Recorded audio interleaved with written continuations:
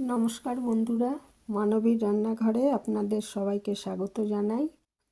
আমার আজকের রেসিপি পনির পোলাও বা ছানার পোলাও। খুবই ভালো হয় খেতে এটা। আসুন দেখে নিই এটা কিভাবে করেছি। এটার জন্য আমি 200 গ্রাম পনির নিয়েছি আর 1 গ্লাস চাল নিয়েছি। 1 গ্লাস চাল মানে ধরুন 250 গ্রাম চাল। তো পনিরটা ঘরে বানানো পনিরও নিতে পারেন, অথবা আমি এখানে কেনা পনির নিয়েছি। তো পনিরটা একটু টুকরো করে রাখতে হবে আলাদা। আর চালটা বাসমতি চালে করেছি, বাসমতি চালেই ভালো হবে এটা।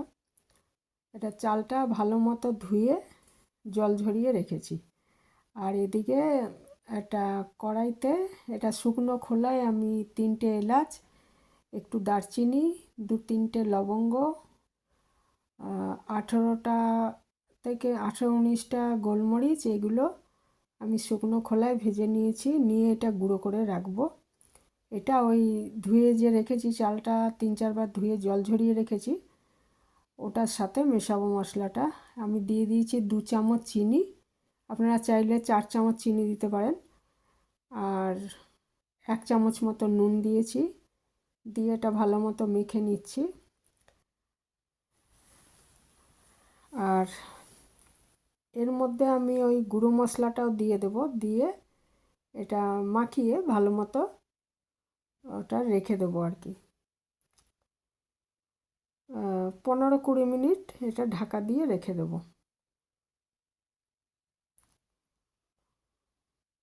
আর আরেকটা জিনিস, এইটার সঙ্গে 1 চামচ আমি গরুর দুধের ঘি, গাওয়া ঘি যেটা বলে, সেটা নিয়ে নিয়েছি। নিয়ে মাখিয়ে রেখে দিচ্ছি ঘিটা। আর এদিকে আমি একটা গাজরকে টুকরো করে কেটে নিয়েছি, আর একটা বড় আলু কেটে নিয়েছি, একটু মটরশুঁটি নিয়েছি, 2টো কাঁচা লঙ্কা কুচিয়ে রেখেছি, আর পনিরটা ছোট ছোট টুকরো করে নিয়েছি।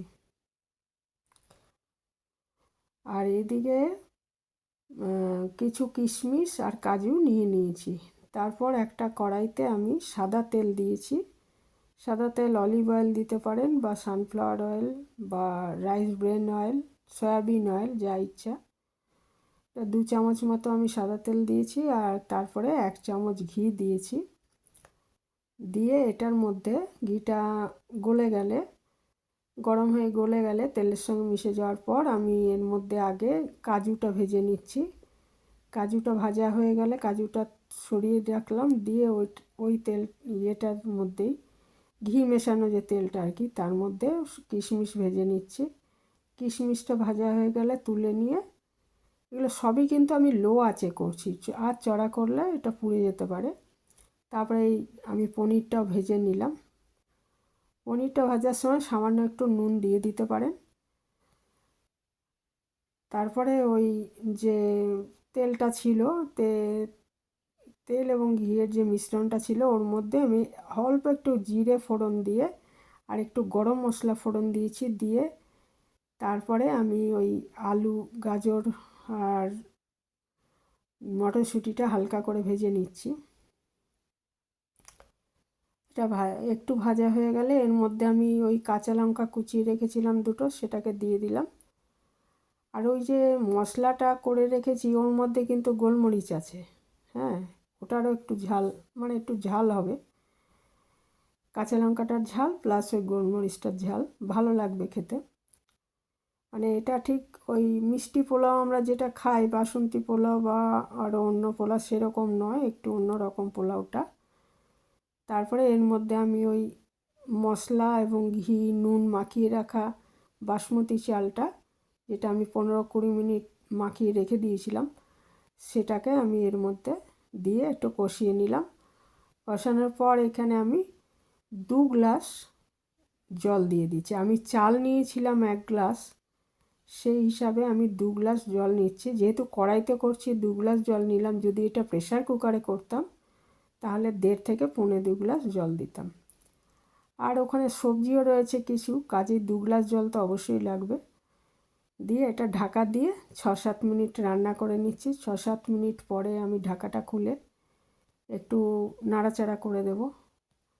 হ্যাঁ, ওপরে নিচে করে দেবো জিনিসটা। আর একদম লো আঁচেই আমি রান্না করব, না হলে কিন্তু জলটা শুকিয়ে যাবে আর এটা তৈরি হবে না ঠিক মতো।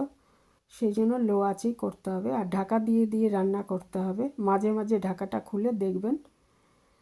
আর 6-7 মিনিট পরে এটা খুলে ওই ভালো করে মিশিয়ে দিয়েছি, ওপরে নিচে করে দিয়েছি। তারপরে ভাজা পনিরগুলো এর মধ্যে আমি দিয়ে, আর আরেকটা কথা, ওই সবজিগুলো যখন দিয়েছি তখন কিন্তু আমি 1/2 চামচ নুন দিয়ে দিয়েছি তার মধ্যে। আর নুন দেব না, যা নুন দেওয়ার আমার দেওয়া হয়ে গেছে। দিয়ে এবারে এটাকে ঢাকা দিয়ে আবার 5-6 মিনিট রান্না করে নিলাম। নিয়ে এদিকে আমি দুধে একটু অল্প একটু, যেটা কেশর বলে আর কি, সেটা কেশর আমি ভিজিয়ে রেখেছিলাম। সেই কেশর ভেজানো দুধটা আমি ঢাকনাটা 5 মিনিট পরে ঢাকনাটা খুলে এর মধ্যে দিয়ে দিচ্ছি। আর এই সময় আমি যে ভেজে রাখা কাজু আর কিশমিশ আছে সেটাও দিয়ে দেবো। এটা নাড়াচাড়া করে নেবো আগে ভালো মতো, ওপরে নিচে করে নেব। আবার তো জলটা শুকিয়ে গেছিলো, কিন্তু ওই কেশর মেশানো দুধটা দিয়েছি, ওতেও তো জল আছে। বাকি যেটুকু সেদ্ধ হওয়া বাকি আছে সেটা এর মধ্যে মিশে যাবে। দিয়ে এবারে ওই কাজু কিশমিশের মধ্যে আমি দিয়ে দিলাম। দিয়ে এটা ঢেকে আরও 3-4 মিনিট রান্না করে নিলে, তারপরে আঁচটা বন্ধ করে এটা আমি ঢাকা দিয়ে আরও 2-3 মিনিট রেখে দিলে পোলাওটা একদম পরিবেশনের জন্য তৈরি হয়ে যাবে। এটার সাথে নিরামিষ আলুর দম বা চিকেনের কোনো রেসিপিও ভালো লাগবে খেতে। এই পোলাওটা এতটাই ভালো হয় খেতে, শুধুও খাওয়া যায়, মানে এতটাই সুস্বাদু হয়। তা এই শীতকালে তো, আর নামানোর মানে যখন আমি একদম রান্নাটা হয়ে যাবে সেই সময় এই যে একটু ধনেপাতা দিয়ে দিয়েছি। দিয়ে ভালো করে নাড়াচাড়া করে আবার ঢেকে রেখে দেবো, আঁচটা বন্ধ করে দেবো এবং 2-3 মিনিট পরে খুলে নিলেই এটা পরিবেশনের জন্য তৈরি হয়ে যাবে। অন্য সময় হলে এই ধনেপাতাটা বাদ রাখতাম, কিন্তু এখন তো ধনেপাতা দিলে তার খাবারের টেস্টটাই বদলে যাচ্ছে, কাজেই ধনেপাতাটা অবশ্যই দেবেন। এভাবে যদি বানান তাহলে আমাকে জানাবেন যে কেমন হয়েছে রান্নাটা। তো করে দেখতে পারেন একবার। আজ এখানেই শেষ করছি। ভালো থাকবেন সবাই। এরপরে আবার কোনো নতুন রেসিপি নিয়ে চলে আসবো। কাজেই